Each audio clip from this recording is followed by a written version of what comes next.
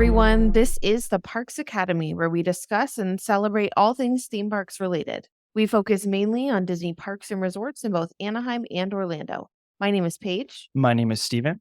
and today we will be continuing our World Showcase series. Yeah, moving right along. Today we are in China. And boy, is there ever a lot to say about China. It's such a great pavilion, and I'm really excited about everything, that we have to talk about, from the attractions and shopping and dining. Entertainment, I mean, it's tops. So I'm actually really looking forward to this one quite a bit. Yeah, I feel like there's a lot in China. Maybe one of the more aesthetically beautiful pavilions, I think. I would have to agree with that. Yeah. So, joined with us today to talk about the incredible China Pavilion is our friend Sarah Evans. She is, if you guys think we like Disney, well, she probably likes Disney about 10 times more than we do. And she probably knows about 10 times as much as we do, or 10 times more than we do about Disney. So, Sarah Evans, thank you so much for joining us, and we are excited to have you. Thanks. I'm excited to be able to chat about China and Epcot. Awesome. So I'm going to kick it off with a question I've been asking each of our guests. And that question is, do you remember your first trip to World Showcase? I do not. So I remember via home video, and that's about it. So I was 4 and I had just turned 4.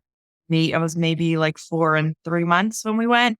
So I do not remember my first visit. Everything I remember is through home video. Yep. I feel like a lot of our guests went before the age of 10. Yeah. And so we've had a lot of them that have said, I don't really remember. Or a couple of them were like, I was 1 month old, or I was like less than a year old. So that's how many Disney super fan friends we have.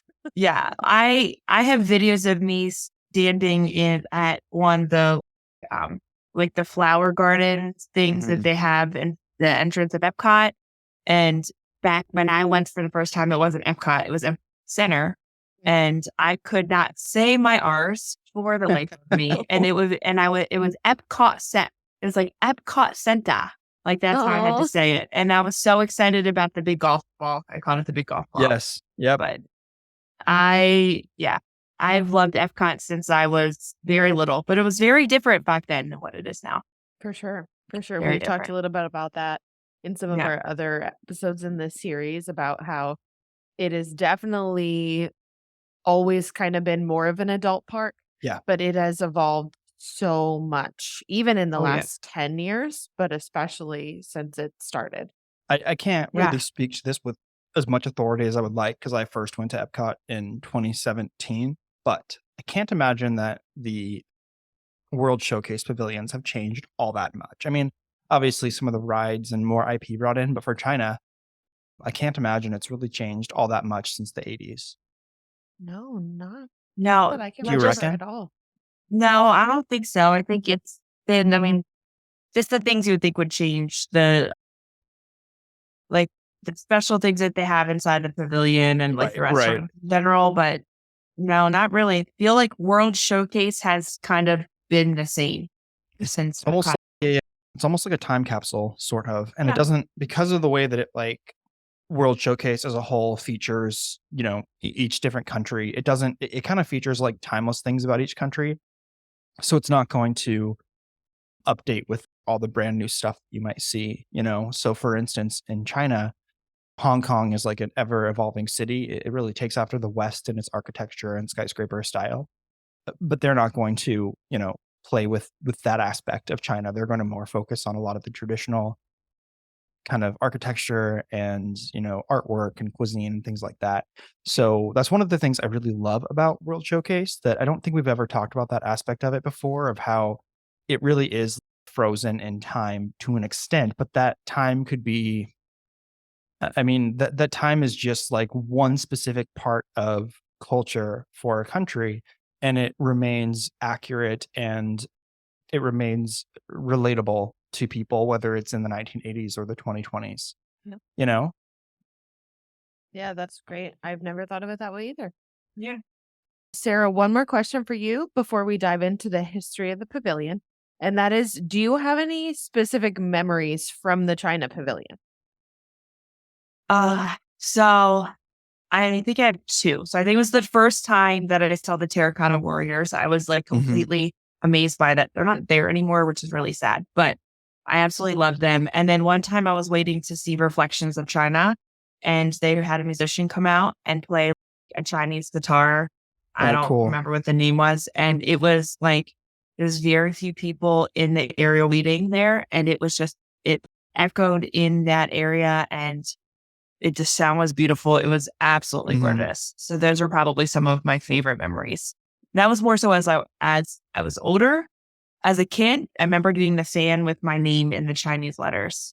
Cute. Yeah, cool. Yeah. Pippas is the name of those guitars, and they're, like, so beautiful. They have Yeah. that kinda high tenor range to them. Mhm.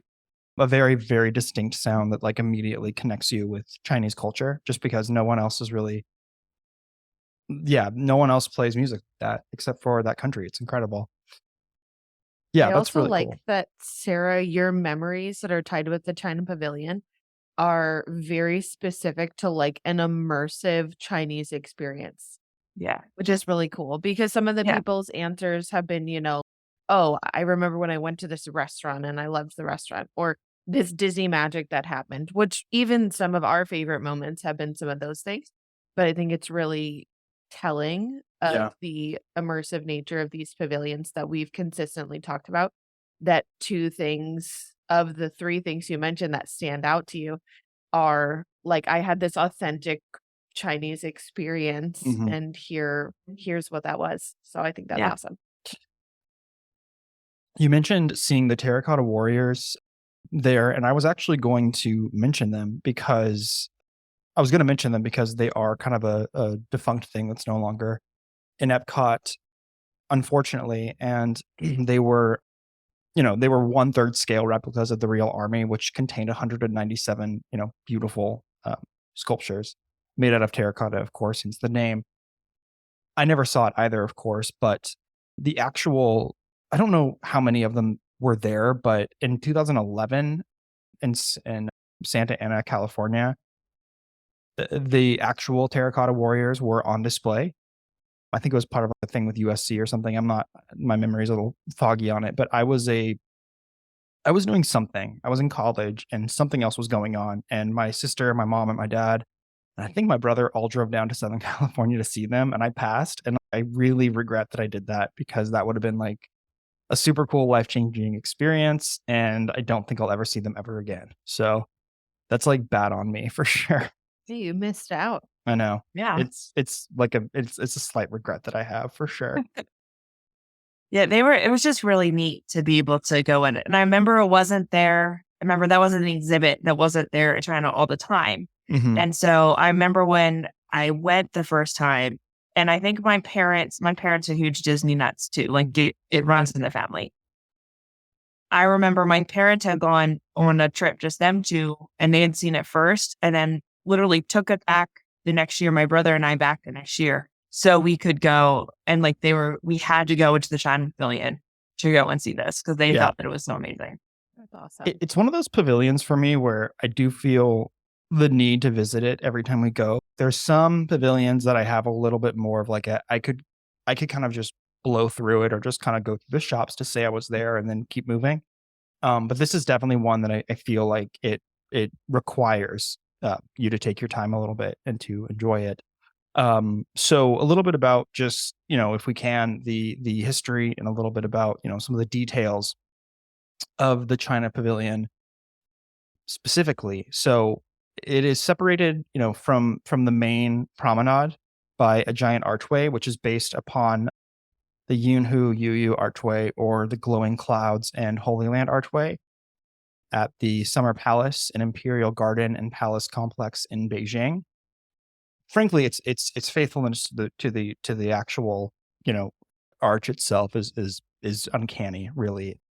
The Imagineers did such a beautiful job of creating and evoking the spirit of traditional Chinese gardens and this entire design of what you see when you walk into the China Pavilion. And so obviously it's impossible to talk about it anymore without, talking about the half-scale reproduction of the Hall of Prayer for Good Harvests from the Temple of Heaven complex near Beijing. The details inside and out of this building are just absolutely stunning, and it's completely meticulous. And of course, that's the big round building that you see, right there, that kind of everything is surrounds, or everything leads up to.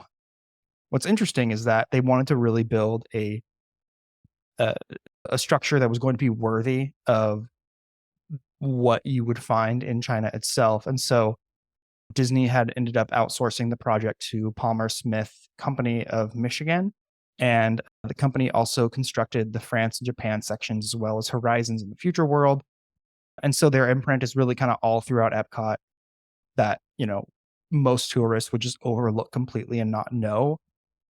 So I found that to be really, really interesting. But the other thing too that I absolutely love about China is that, Disney really, like everything they do, they wanted to stress the authenticity, and they also wanted to try to bring in, the legitimacy of the Chinese gardens, which, if you've been to, I mean, I've never been to China. Sarah, have you been to China before?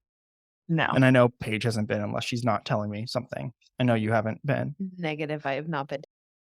So, but I've been to like Chinese gardens and things like that, replicas. And I know this is different, but I've been to like, Chinatown in San Francisco, for instance, which is one of the more famous Chinatowns in the United States.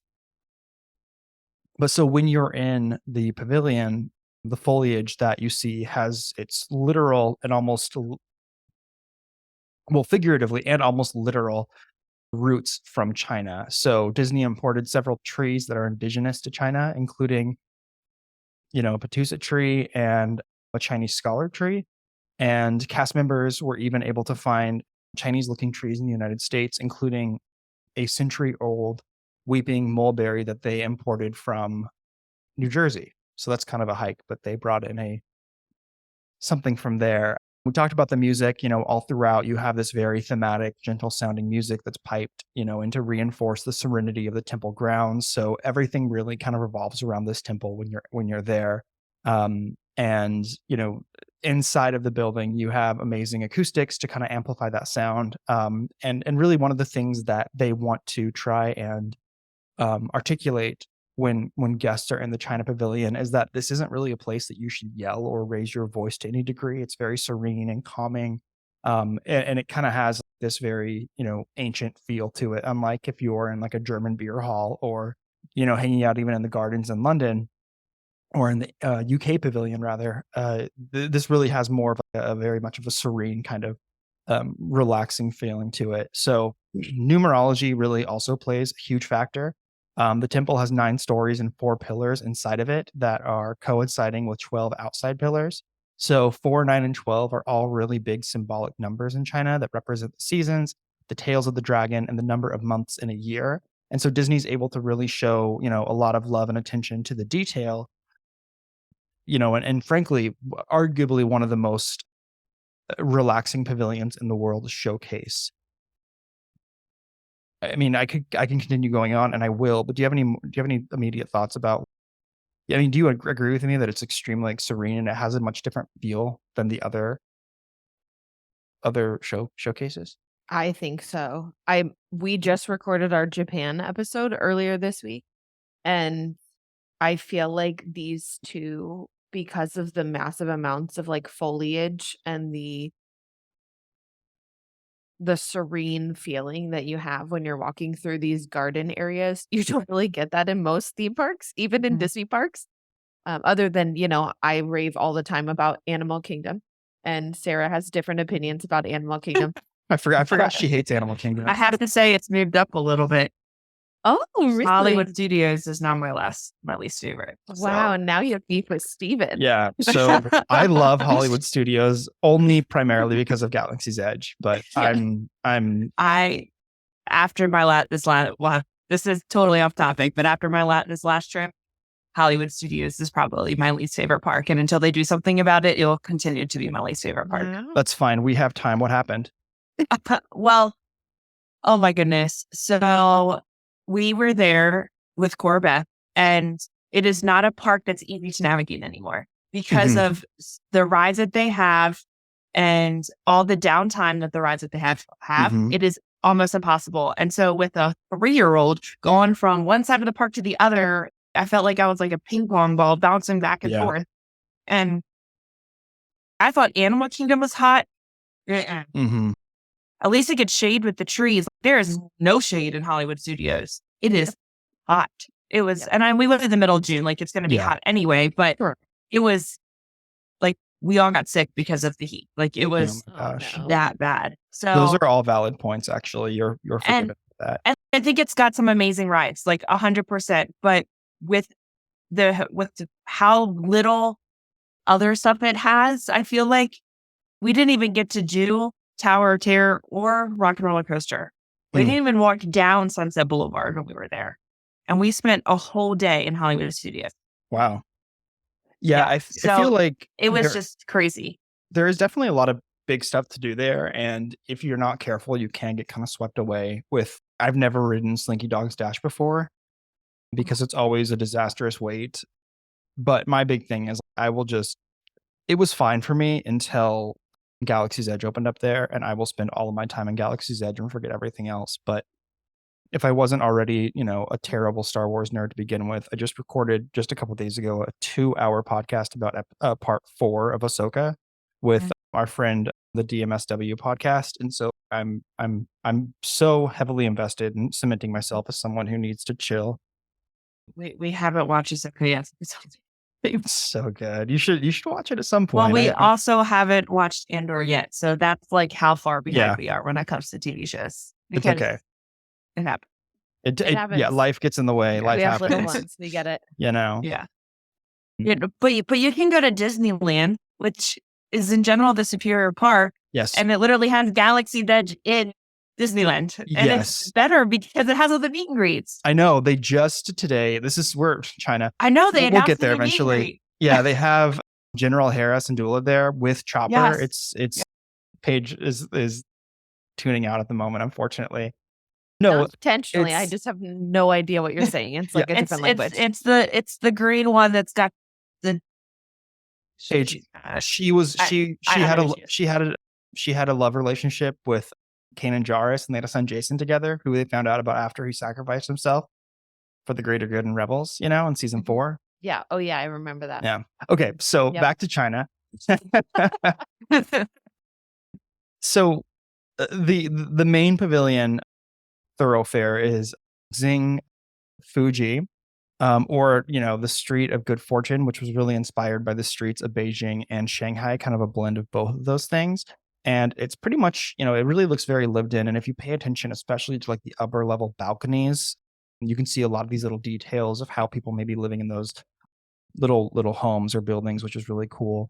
It really is a very idealized pavilion, kind of akin to what you would see in like New Orleans Square. There's a lot of instances of the architecture in Shanghai. The city's rapid development in the last, 3-4 decades has really resulted in kind of clashing styles with only brief flashes of traditional architecture like this. And so, there were some preserved residential areas that, could be missed when you're walking through the China Pavilion. But if like any part of Disney, if you look hard enough, you'll find things that you've never seen before, no matter really how many times you've been there in the past. One of the other aspects of the China Pavilion is that it was designed. It can be kind of easy to overlook, but there are artificial rock formations on the lagoon side of the pavilion, and the artificial mountain Jiashan or rock garden is an integral element of the Chinese classical gardens as they symbolize virtue, stability, and endurance.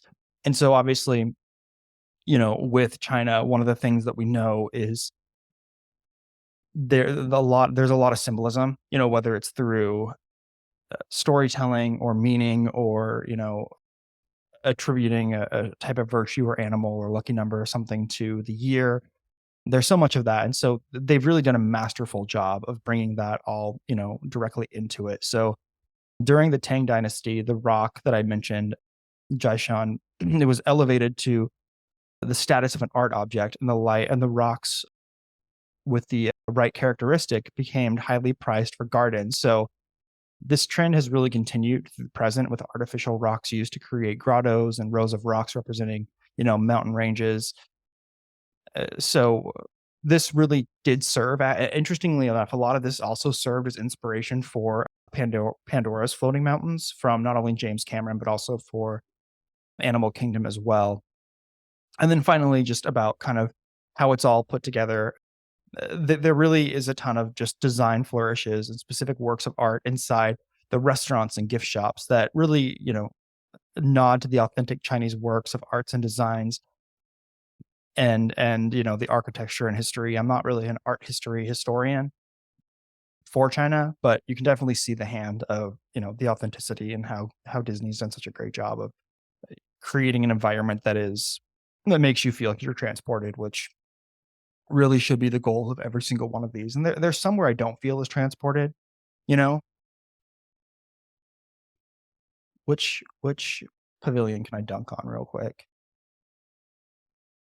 Canada. I Yeah, that don't was the feel first one that yeah. came in my head. No, you have to go into the right spot in Canada. It's the issue is that nobody goes to the right spot in Canada. And everyone goes in, they go in down to a Cellier and they go through the Victoria Gardens and then they go down to go see the show. They don't walk up and then go see like the building that mimics the hotel in Quebec and then you go back Mhm. that way and then you're immersed. Like It's all like near the depends. waterfalls and stuff like that? Yes. Yeah, I know where that have to is. go- I know where that You is. You just have have to to go look that for way it. and then you're immersed. Mhm. Every pavilion, and I think China has a really good place too. Every pavilion has where you can just go and be completely immersed into the Yeah. pavilion and the music and just the atmosphere. And I think China, I will agree, China and Japan are, like you said this earlier, are the two that I feel like have the best places to go and be immersed into the pavilion that people don't know. They just Right. don't visit. Well, let's talk about the attractions that you currently see.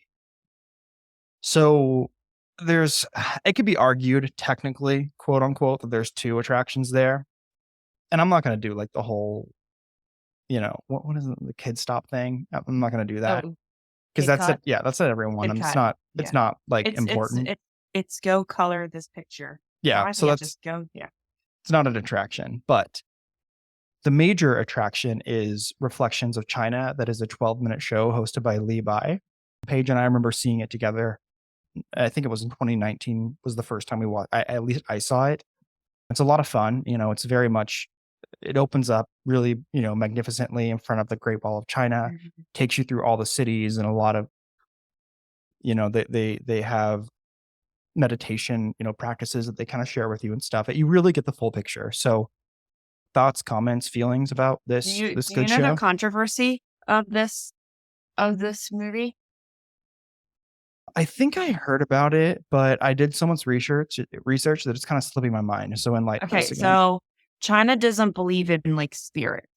And so and the character, the person who's narrating the thing is supposed to be the spirit of China. Mhm. And so that's a really big thing because they don't believe in spirits. So it like actually goes against Chinese culture and Chinese beliefs because of it doesn't follow their beliefs at all. That's right. I remember hearing. So that's one of the reasons why because it's gotten more now that social media exists, it's gotten a lot more flack about it. That's one of the reasons why they're changing it. I absolutely love this video. I think it's amazing. And Yeah. it's one of those things that I remember seeing as a kid, but didn't appreciate it until I was an adult. And it's something that people miss all the time. They just, why do we want to go stand and watch it? We have to stand and watch that video. We don't want to do that. But it's so good. And I actually feel like all the films that are in World Showcase are wonderful that deal with that pavilion. Like no flack on Beauty and the Beast sing along, Yeah. but Impressions de France is 10 times better. So Right. But as far as like the circle vision thing, we only, if I'm not mistaken, we really only have Reflections of China and then the Far and Canada Wide. one. Yeah, Canada Far and Wide. Far and Wide. Yeah. But they're both great. I like to stop in and watch them when we're in there. And to me, it's kind of a shame that Canada Far and Wide is replaced with the Apple Orchard every Food and Wine Festival because we miss it. Well, yeah. And we don't get to see it. But yeah, Paige, do you remember seeing Reflections of China, right? Yeah, yeah, yeah. Yeah, it's really And my nice. family has done this one several Mhm. times too. Yeah. Yeah. I like the And 360 shows. I think they're really fun. yeah. And And I get think that kids engaged. the background music too is really good as well. And I'm really big on scores, and I think the score to this is wonderful. And I think it's a great show, and it's a great movie, and it's something that should not be missed. The other attraction that they have kind of laid out here, and I don't really consider this an attraction necessarily, but I guess it's not entertainment. It's certainly not dining, but the House of the Whispering Willows, that it's all about Shanghai Disney. So if memory serves, it's still what it is. And they have photos, drawings, artwork of the attractions. They kind of show off the 6 different themed lands, 2 hotels, shopping, dining, entertainment, district known as Disney Town. And I really was extremely impressed with this area when I went in.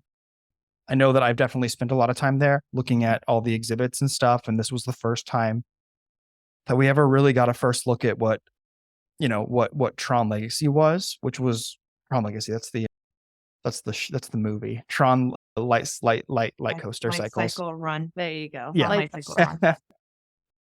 But that's the first time that we ever really got to see that, the Toy Story Hotel stuff. I mean, it's just great. It's such a cool little exhibit, and I love going in there, especially because it's already, China's already complemented by the Reflections of China that gives us some history and stuff. So we don't really need to see as many, almost like history, like artifacts and stuff from in museums. But yeah, I love this I love this part of the pavilion.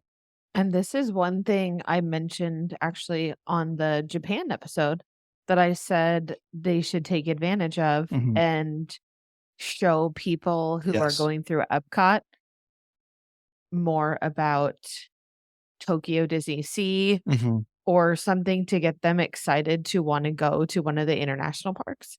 And so I think that's one thing that Disney does really well here that probably also benefits China and it benefits Disney, of course, is to show people who would probably not know much about or go to China otherwise. Hey, look at our cool Disney park in China that's different than the ones we have here in the US. Right, exactly. To get people excited to see what they have to offer because they do have cool stuff that we don't have here in either Disneyland or Walt Disney World. And they're constantly adding to those international parks as well. I mean, there's news, I feel like every week about a new land like Zootopia or Oh my Frozen gosh, or they're all doing these so things. much out there. I know. So here's a question. If you could choose between Shanghai Disney and Hong Kong Disney, which one would you rather go to? I would do Shanghai just because Hong Kong is so small. Yeah. Yeah, because Yeah. Hong Kong was the original, right? Yes. Yeah, Hong Kong was the original, and they say it's really only a half day park. So Yeah. they really say Interesting. it's only a half day just because of where it's built and the size that I guess the space that they had. Yeah. So I've I heard just want to see the castle on Shang. similar things about Disneyland Paris, that it's very, very small and a little underwhelming when you're there. But I think it's opened up a lot now that they opened this second gate there. That's true. That's totally Yeah. true. Yeah, I think I would prefer to go to Hong Kong Disneyland because I think that first of all, I think the castle there is absolutely incredible. They recently completely redid it. So it used to look exactly like Sleeping Beauty's castle in Disneyland, but now it's almost like a mismatch of a bunch of different princess castles, which I think is It's really like cool. Disney. It's that's called like Disney Princess Castle, right, or something like that. It's called the Castle of Magical Dreams. And it's incredible, but I love that it's against a mountainscape. That is just so cool to me, and nowhere else really has that. But I mean, yeah, they would all be really cool. But and also, not that I care, but the Frozen World of Frozen is opening there in November, so that's where that is, and that'd be really beautiful to see as well. You know? I mean, but if I was being honest, I want to go to Tokyo. Oh my True. gosh, yeah, that's where I want to go We're not talking to. about Japan. No, I it's wanna go fine. to I want to go there as well. Disney. Yeah, that's one I really want to go to. I keep telling Paige I Yeah. just want to walk through Woody's giant mouth I- to get to Toy Story Mania. I just I want to go to that park. That's how they say it's the most beautiful Disney park.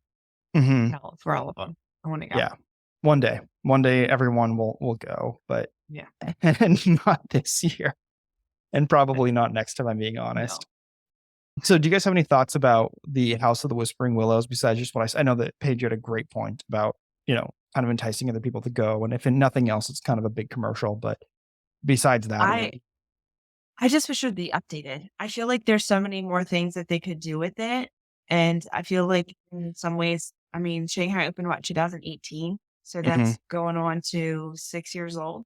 Yeah, it's been a minute. No, and that opened up.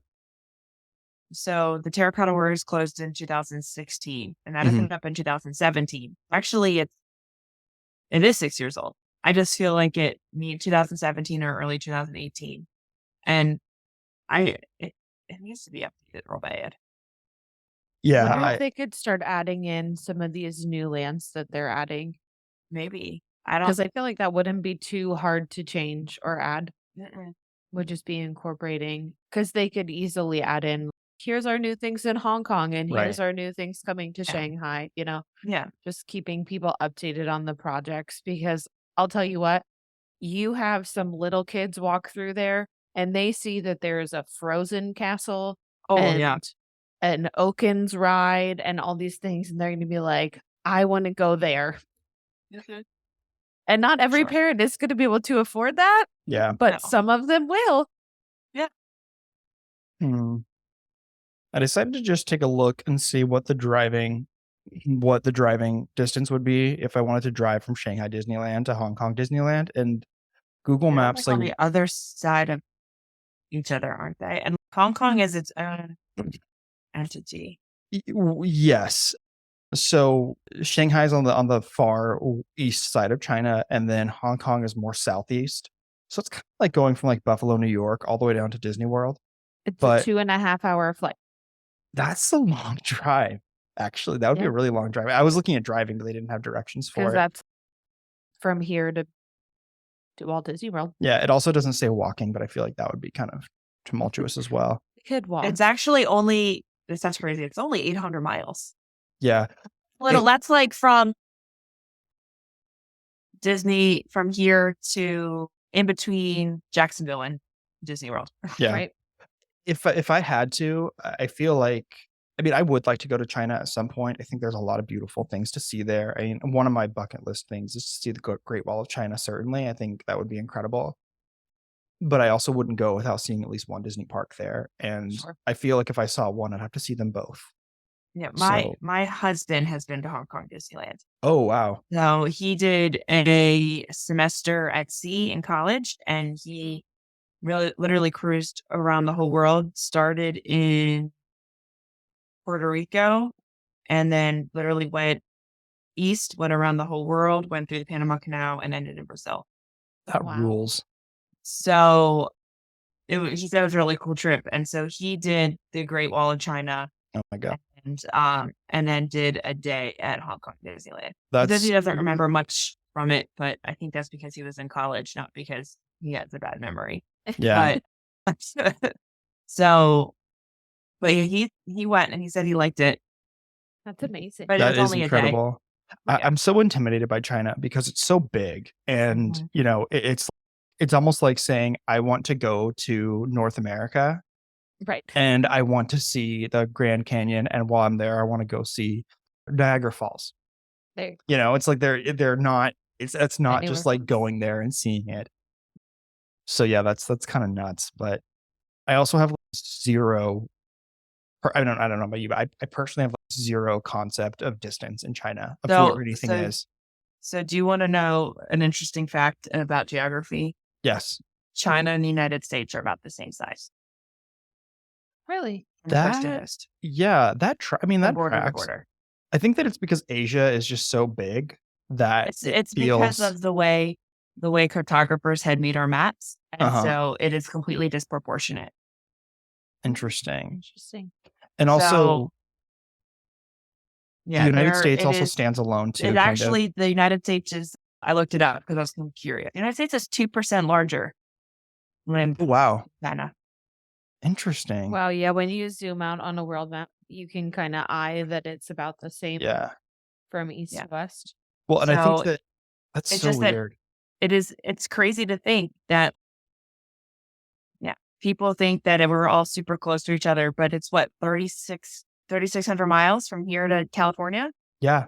But something Yeah. like that. Yeah. I mean, Yeah. I could tell you actually right now on the Yeah, show I live. always say roughly 3,000 miles to my in-laws, so Yeah, I have my Yeah. parents are on my Find My Friends, There you go. Oh, and my best friend lives in Los Angeles. Better look at they that too. are my dad right now as I speak is 2,432 miles away from me. Yeah.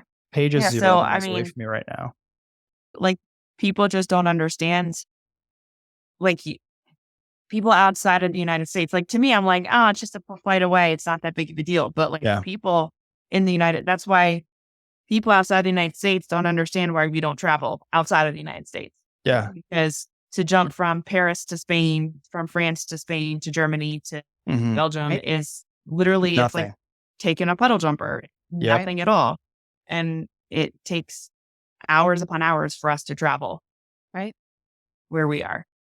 Yeah. Because it's so large. And I think China is just as large. And it was just that I feel like not China has more congested areas where I feel Mhm. like so does the United States, but the United States is more spread out. Yep. And Right. China is just super congested in those big cities. And then Right. it's extremely mountainous in some areas, or Yep. it's extremely like northern China, it's complete snow, Yeah, exactly. cold Right. because it's so Right. close to the pole. Yeah. It's like right up there with Mongolia and stuff. Okay. Yeah, that's really interesting. I feel like if I, the nice thing is that if I did go to China, which I would like to do at some point, the 3 places I'd really like to go would be Beijing, Shanghai, and Hong Kong, and they're all, like, right along the eastern side of it. So, Yeah. at least, it's like an East Coast trip, kind of, There you go. basically. Okay, so let's go ahead then and talk a little bit about the dining. So, there are a handful of things that you can do there. You have the Nine Dragons restaurant, which is like the big, number one sit down meal experience. You have the Lotus Blossom Cafe, which is kind of more of a QSR situation. And then you have the Joy of Tea right across the street there that has, can you guess? Tea. It has tea. That's right. So I'm a really good guesser. I personally have not eaten at any of these spots. We eat at Lotus Blossom. I've eaten at Lotus Blossom before because I think it's a good quick service, but I haven't eaten at Yeah. Nine Dragons.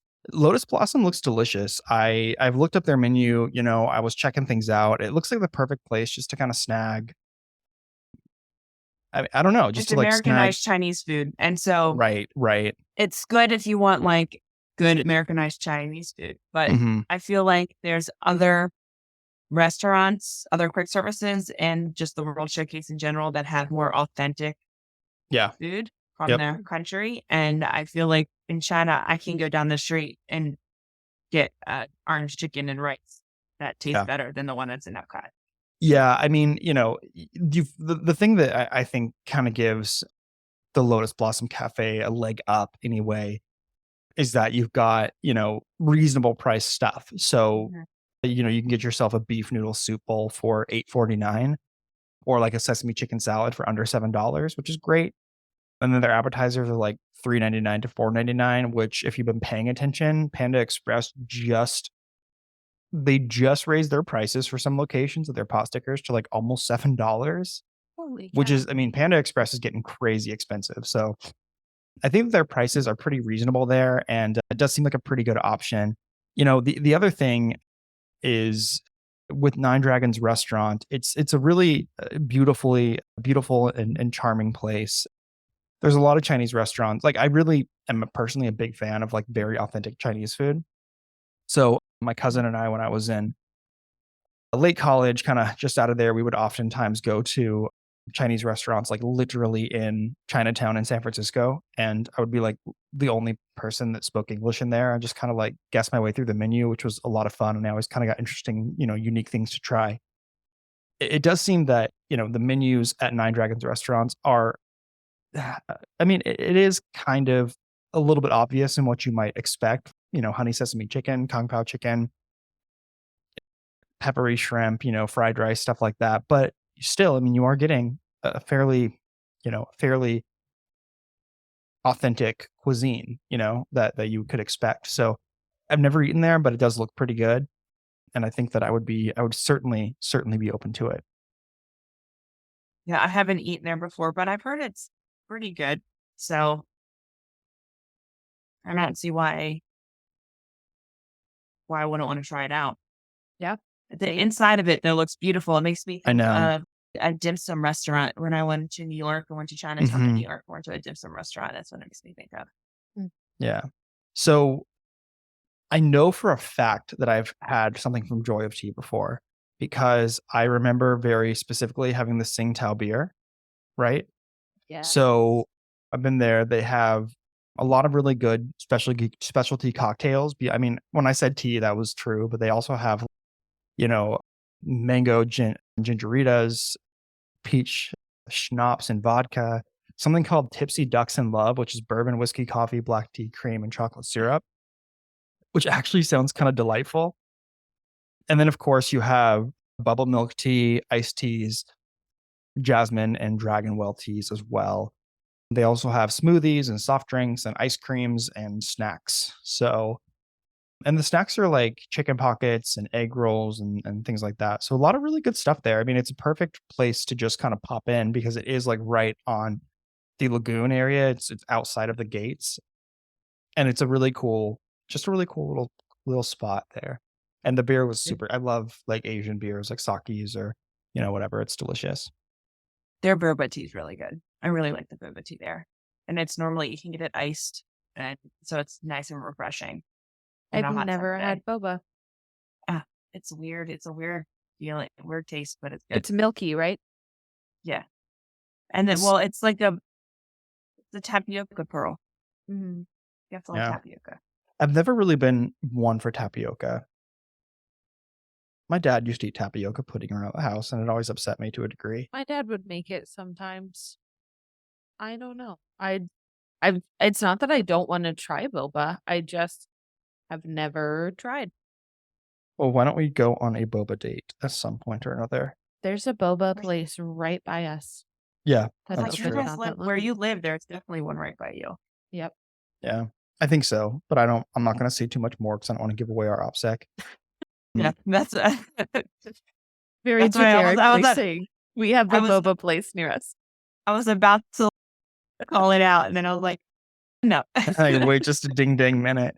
Wait, hold on a second. Okay, so unless there's anything else to talk about with dining, I think that shopping is something that would be kind of fun to discuss. I would say that their dining for food and wine is some of the best at food and wine, and I for agree. like generally in the pavilions in general. I For any of the festivals. actually agree with you on that. There's a picture of me at Food and Wine holding a plate of really good ginger pot stickers with like the biggest smile on my face ever. It's fantastic. It's a very cute photo of you that I took. No, you killed it. I look great. So shopping in the China Pavilion. So there are two main places that you would go. You have Good Fortune Gifts that sell a variety of items, including parasols, puppets, toys, and hats. And then House of Good Fortune that sells items like housewares, tea sets, wall prints, silk robes, and porcelain goods. So, a lot of just really traditional kind of like Chinese things that you would find in Chinese stores. I don't really know what else to say about it. It's cool, It feels to me so much like walking through Chinatown in San Francisco Yep. when I'm in that shop, Yeah. which I mean, both of those places are meant to be authentic. Yep. Like Chinatown in San Francisco is very authentic. China Pavilion is very authentic. So it makes sense to me that they're the same. I don't know if they align completely with shops in China, but my only comparison is them to each other and they're the same. So Well, so I mean, one of the things that I would say certainly that it is uh, pretty authentic to what you would experience because so a little bit of history about, for instance, Chinatown in San Francisco, because that's I grew up there and I went there a lot as a kid and as a young adult. And it really is, it's not a tourist trap. It is like literally a small community of people who like live there. And there are some people who like have grown up their whole lives in Chinatown or are older now, and that's like their home. They don't leave because there's no reason to. So, on while you're going through shops and looking at, little ancient Chinese souvenirs or something, across the street you may see someone with a hanging, Peking duck from the window or whatever, and it's not a bit. It's like literally their community and how they Right. do things. So House of Good Fortune, it reminds me very much of that. You've got a detailed, a lot of beautiful detailed decor inside the shop, including a very beautiful white Buddha statue that sometimes will have money collected in its lap. Really nice. It's kind of tucked away into a really nice little courtyard, which I really love too. Paige and I got caught in the rain there one time, which was a little bit of a nightmare, but that's kind of when we went to go see Reflections of China, I believe, is when we got caught in the rain. Yeah, it was one of those mm, Florida afternoon thunderstorms where the heavens just open and they don't really stop for like an hour. And it was such a downpour. We came out of Reflections of China and we were like, well, we don't have ponchos, we don't have an umbrella, we're stuck. So we made our way over to where the shops were and we were soaking wet, but we just spent time in that little courtyard area with the shops and Mhm. the little carts. Just kind of stayed there until the rain stopped. It's so charming. I mean, it truly is just like, so charming. Yeah, that is I remember that's one of my memories is getting the fans there, Mhm. and then you'll have someone who'll actually put the Chinese script or and, like, put whatever you want, and they had my name, Oh, that's and awesome. I had my name on it. And I also remember just playing with the, like, dragon puppets that they have that can walk around. Mm. It's just fun going around there and just looking at all the fun stuff and, Yeah. like, trying to eat the food, get some of the snacks that they sell in there, and Right? it's a really neat shop. Yeah. That's Yeah. awesome. So, as well as everything else that I had mentioned, they have you said, yeah, Chinese fans, of course, they have that. Mhm. Interestingly enough, it's actually one of the largest shops in all of World Showcase, which is interesting because Japan, has all those shops that kind of connect, but I think this is considered like one big shop. It's not, a lot of connected spots. You're going to go ahead and find yourself a lot of Good Fortune cats, of course, with the little batting paws. And then they have a entire section completely dedicated to panda merchandise and souvenirs. And that's just good for everybody. That's just good business. Good Fortune Gifts is kind of more a quick pop-in area. They have a lot of puppets and like hats and fans and umbrellas and things like that. It's kind of like if you're at a baseball stadium and you have the one dugout store, and then when you're like walking through the areas to get to your seats, you have like little stores on the side that you can grab things on. Someone will pull a shirt down for you. That's basically what Good Fortune Gifts is, Right. more or less. Good analogy. Yeah. Yeah. And then as far as entertainment is concerned, they have the Dragon Legend Acrobats, which is a team of young acrobats who perform feats in the outdoor courtyard. These guys rule. They are extremely talented and extremely good at what they do. A lot of fun to see if you can catch them. They're really talented. Yeah, way more talented than I'll ever be. Extremely. Yeah. They do a lot of things with not hula hoops, but the big hoops and Yeah. extraordinarily unnecessarily elevated unicycles. A lot of balancing, a lot of, just contorting and spinning plates and things. It's really is a sight to behold. And if ever I get a moment to see them, I definitely will stop and watch because it's very acrobatics to me is so incredible and interesting. And yeah, I'm a huge fan of that kind of thing. I think it's really neat to see, when I'm able to do so. It always makes me nervous when I watch acrobats. So I'm like afraid that somebody's gonna fall or somebody's not gonna catch somebody. I know that this is their job and they're professionals, but I'm always sitting there. What if somebody messes up and I have to see them fall and break a bone? Mhm. One thing I wanted to Oh, yeah. mention really quickly, if I could just briefly go back for a second to the shops in the courtyard by this at the end of the street of Good Fortune by the giant shop. They have the Vine Zong Bell, I think is how you may say it, and that's the giant, instrument. And if you're walking down the courtyard and it's kind of to your left, tucked away in the corner there and display, It's an instrument that was played during rituals and ceremonies and dates back to 2000 to 3,500 years ago. So really cool that they have that there. And, I mean, I think before we get too much into um, some of the some of our thoughts and feelings about takeaway and add and stuff, I just wanted to kind of call out a couple other things that I found really interesting, if I may. So one thing that I really think is cool is that if you look up on the roof of the Dragons restaurant, there is a figure of a man on a bird sitting on the roof, and it's a common effigy on buildings in the Forbidden City. And the man's name is Prince Min, a cruel ancient who was killed by his people. And the bird he is sitting on is a chicken, which can't fly away from the rest of the animals attacking him. And so this was just a warning, essentially, to leaders to be kind and just, or else you'll turn into a man that's revolted upon, or a chicken who gets slaughtered. So that's fun. And one of the other things I found to be really fascinating too is through the Street of Good Fortune. Imagineers intentionally actually designed this area to be a lot narrower than other walkways because they wanted guests to kind of experience what it's like to be in a more, crowded condition that Chinese people have to deal with on a day-to-day basis, especially in the bigger cities where it's so much more crowded and there's so many, millions and millions and millions of people there, Right. hundreds of millions of people there that, I thought that was kind of interesting.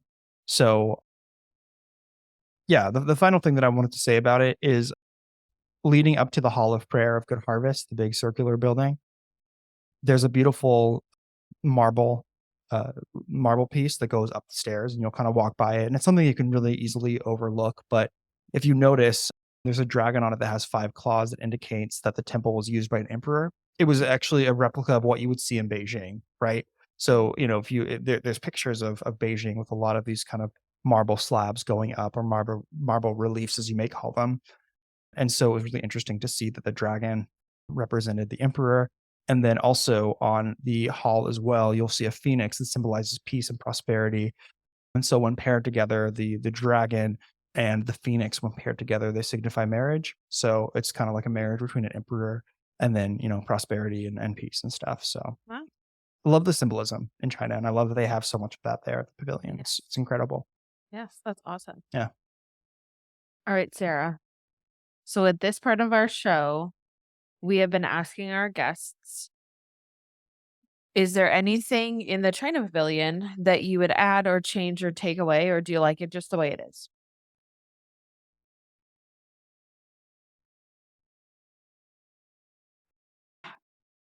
I would change.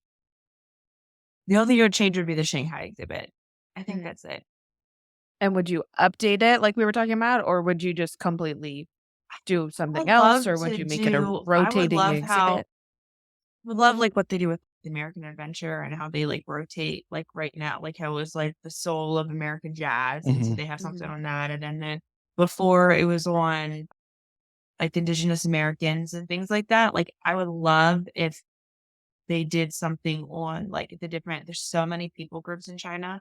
So I would love Mhm. if they did something of just about the people of China Yeah. and all Yeah. the different people of China and what their life is like and all of that. That'd be awesome. That's cool. They could even take like that idea and sort of rotate it through very specific sects, of China, of different areas. Like for instance, in Morocco right now, they have that bobsled or like bobsledding through the desert exhibit.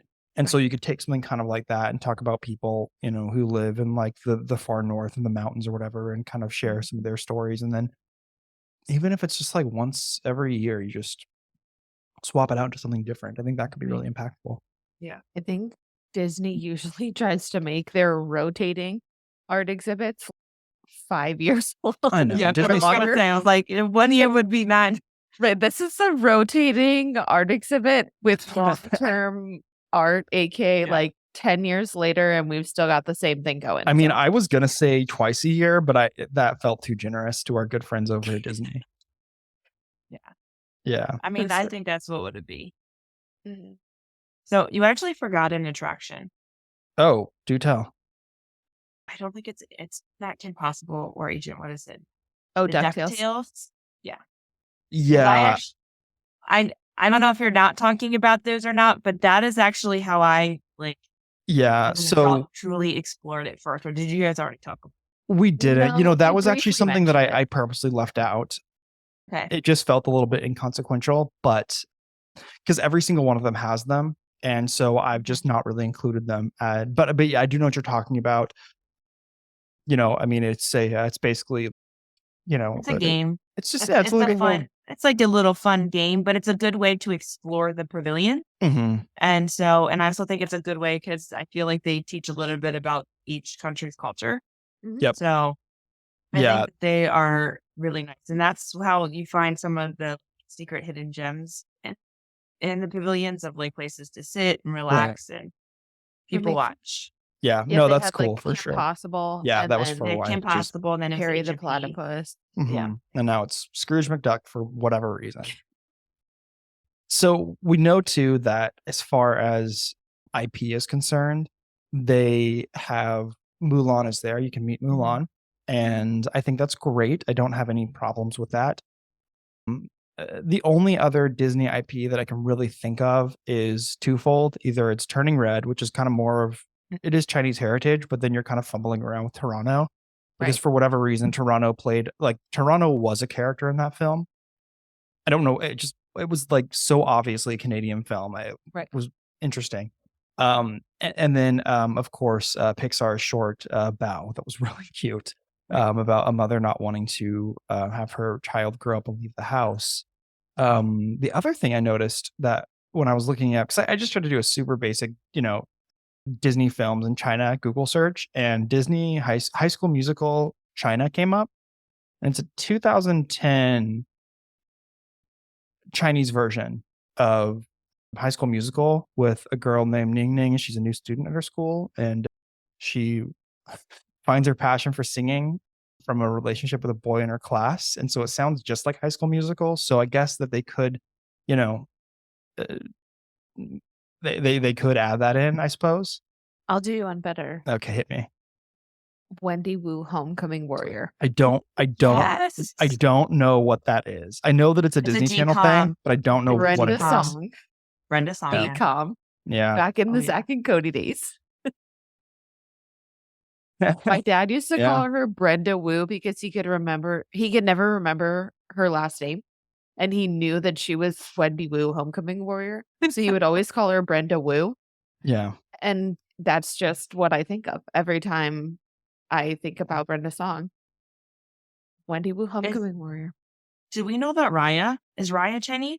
Because it Mm. had the big, all of the dragons, which is a huge part of Chinese culture. If it had So like her, Raya and the Last Dragon. And then or is it just generally just Southeast Asia? Yeah, it's just Southeast Asia. Okay. But I mean, it's pulling from cultures like Singapore, Laos, Thailand, Cambodia, Vietnam. So I mean, in all reality, they could actually. I think that they certainly could. The other thing is there's that new Disney Plus show that just came out this year, American Born Chinese. Yes. Yeah. I don't know anything about it. I don't know if the characters are like kids would recognize them. I have no idea. I know it's not an animated show. Yeah, I don't know anything about. I do know that it took from a comic book. Okay. But I don't know. It's like a kind of a critically acclaimed comic book that was out for a while. But I don't really know. I don't know. I haven't watched it. I don't know too much about it, unfortunately. I just know that my girl Michelle Yeoh's in it, and she's Yes. in she's everything awesome. now. And she's just I know. fantastic. Give her another Oscar. So I have two things I would add to the pavilion because I do think that it's great the way it is. One, definitely want a Wendy Wu meet and greet. Okay, let's not get ahead of ourselves. And my serious one is I would like a Lunar New Year celebration that they put as much effort into as they do for DCA. Yeah. Because Because DCA is when all we about went it, right? Yes. When we went to Yes. DCA in Mhm. 2020, this was like, I mean, weeks before COVID. Literally. So end of January, beginning of February, you have the Lunar New Year celebration. And it was beautiful. DCA had a gorgeous show where Minnie and Mickey were in traditional garb Mhm. and there were dancers. There were there was music and singing. There was a wall where you were writing like your intentions for the new year on these little red sheets of paper. They had special pins and merch. There was a special meet and greet with Mulan. And Mushu was there? Yes. We waited in too long of a line for that meet and greet, but it was a lot of fun. But it was so well done, and it was just such a small section of the park that they could realistically do this in the China Pavilion for 2 weeks, 5 a years. year. Yeah. Like, if DCA can do it, why can they not just replicate it in the China Pavilion? Yeah. Because that is such a huge part of Chinese culture Mhm. that I think that it's really exciting to be So able to They have just that. do like I think they just do a photo op for the Lunar New Year. Yes. It's So like, here, hold this thing for your photos pass picture Yeah. type of thing. Right. Yeah. If I may, I don't- there is a slight reason, if I had to guess, why they wouldn't do that. And a lot of it is because of the intention behind World Showcase is that every country is equal and, is supposed to be unified. And so because they have, in the middle of the lagoon, whether was Illumination at the time or Epcot Forever, Harmonious, whatever, the message is about, everyone coming together. And so another thing that you'll notice too in World Showcase is the parallel pavilions kind of have to match each other to some degree for like Sure. continuity and aesthetics. And so I think that if they did that, it would kind of take away a little bit from, how it, it would make that country stand out a lot more than the others. And I think that that's something that they're trying to actively avoid. And I don't think it was ever the intention of the pavilion. That being said, however, they could take away the acrobats and do something else during that period of time or Right. do something that was a little bit more toned down because Lunar New Year at DCA is like over the top. It's incredible. But it was Um, only that one small area. That's what Yeah. I'm saying. That's true. If you just did it behind the gate Mhm. in the China Pavilion in sort of that central courtyard area, Mhm. and then maybe just have a meet and greet tucked somewhere. Yeah. And I think the DCA celebration is what? I think it's 2 weeks, I don't remember. 15 days, Yeah, something like that. the length of the Lunar New Year celebration. So I think for 2 weeks to not make a big fuss and to do about it in World Showcase, but for people walking through the China Pavilion to be able to experience the Lunar New Year celebration. Yeah. I think the way that they do Christmas, where some pavilions have like special celebration things, some of them have like their traditions. I think this would be appropriate to add because what is it like Norway that does the big Christmas celebration? Yeah. They all do, don't they? They Do all they have all? they all have their representation of what they celebrate for Christmas. 'Cause, Every like single one of them. Italy, yeah, because Italy has La Bambina, France has Pierre Noel, Okay. UK has Father Christmas. They all have their own, like, how they celebrate. And I'm wondering what China does for Christmas. so it's the festival of the holidays. Mhm. So, let's see. It's one of the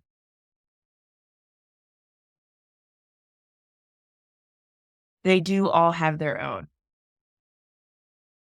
Cool.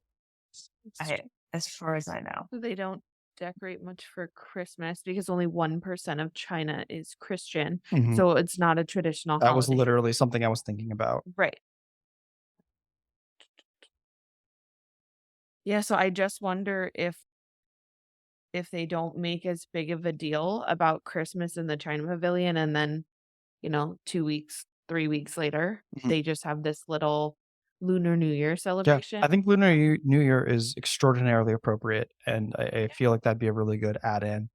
Any re I My thing with that, though, is I mean, maybe this is me, but DCA and Disneyland is so much more of a local park. Mhm. Yes. So they have things to draw the locals in. And then Walt Disney World, I mean, it's still a locals park. There's still tons of locals there, but it's more for everybody. Mhm. And I feel like that makes that so difficult. And then all I think about is just social media. all of the Disney influencers. Can you Yeah. Give imagine me a break. in that small little pavilion? Yeah. How Once again, our podcast proves that Disney influencers ruin everything. We talk about Like, this too often. I don't care. I'll say It it. is I will say it literally- loud and proud. I do not it's care. I'm gonna okay, look. Go for it. Hit us. I love Nate, Paige, and Mr. Morrow. I love them. I watch them all I the thought you were time. talking about your husband for a minute. No, I do. I love him. So we but, also like, love Mr. Morrow. Yeah. Okay. No, Yeah. I Huge love Mr. Nate. Morrow Like, fans. Love the guy. it's to the point now where we watch stuff and Corbett goes, "Is that Mom or is that Nate?" So it's Yeah. bad. So it drives me crazy when you see them eat food and they buy every single food at Yep. every single pavilion, and you know they only eat one bite and throw it away. Yep. It's Can you imagine like doing something like the Lunar New Year if it'd only be a weekend or Yeah. 2 weeks? How impossible it would be to navigate. Yeah. It's too much. It would be too much. I don't know. What about rides? Like ride ideas for for China, like maybe a Great Wall roller coaster You know, or something. I don't feel like China needs a ride. Yeah. Well, because No. Reflections of Mhm. China really covers that base. Yeah. So, okay. Well, that was a very failed thought I had. no.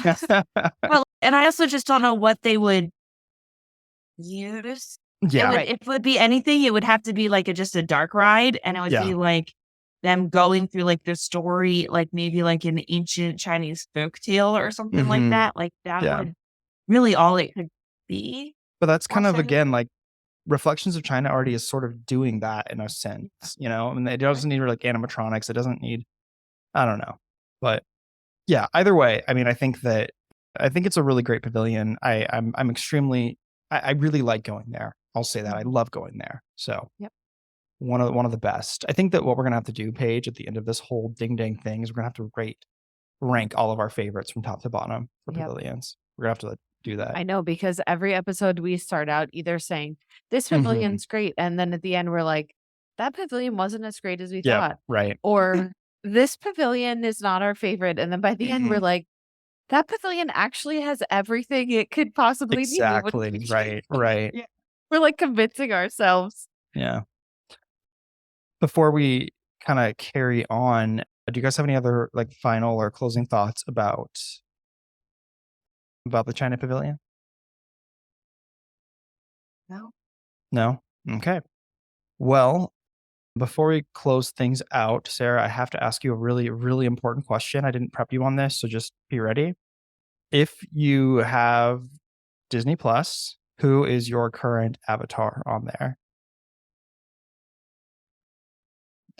That's hard hitting, I We've know. had a couple other guests that have had to check. It's so we share Disney Plus with my parents. So Heck yeah, let's go. our family is just our family, and so I think it's Goofy. Great. That's nothing wrong with That's a a little Goofy in your life. That's cool. I just had to know. You have well, to ask, awesome. what is their My Disney experience like? Okay, I was on with our friend Dan Becker from he's the Disney Distory Dan or Disney Dan or whatever. He's incredible. Yeah. Have you seen his videos? Probably. They all I'm gonna get you onto this guy. He's so funny and such a Okay. joy. But he literally flipped the script on me and was like, "Okay, big guy, who's your My Experience character?" So then, yeah, who is your Disney My Experience character? I think it's Goofy. Okay. So I think it's, let's see, I'm Goofy, my husband is Pluto, and Corbett is Olaf. Nice. Okay. That's awesome. Well, it's been a really fun time having you on here. Is there anything that you want to say or promote or talk about before we close up shop here? No, that's not that I can think of. Okay. Thanks You're for not having an me. influencer. Yeah. So I'm you're not an like, influencer. I'm having sorry. people come to your channel. Oh my gosh. I really don't want you like to and come to my subscribe. channel. You just see pictures of my daughter. So I think, Oh, you have a nice daughter, but we don't need I everyone mean, on not the that she's internet not adorable, creeping but around. All right. Well, that's going to wrap it up for us, guys. Thank you, everyone, so much for listening. We appreciate your support and all your nice messages and kind words and everything as we continue through this. It's been such a fun time doing this this series, and we have a couple really we're starting to wrap it up. So we got a couple more to go, and our final guests are just such a treat as well. So you're not going to want to miss any of those. Thank you so much to our sponsors, Neo Sabers and Deep Cut. You can get 10% off your first order with both of those guys. We're using the code TPA10 at checkout. Also, if you wouldn't mind hitting us with a nice review and rating on Apple Podcasts, it goes a long way and we appreciate it. And let's be honest, Paige and I are just vain and want to see what you guys have to say. So that would be awesome of you. We will see you next week for Paige. Where are we going to be next week? What's next to China? Where are we going next week? Norway. We will be in Norway next week, and that one's going to be a very, very, very fun one as well. So until then, we will catch you guys next time.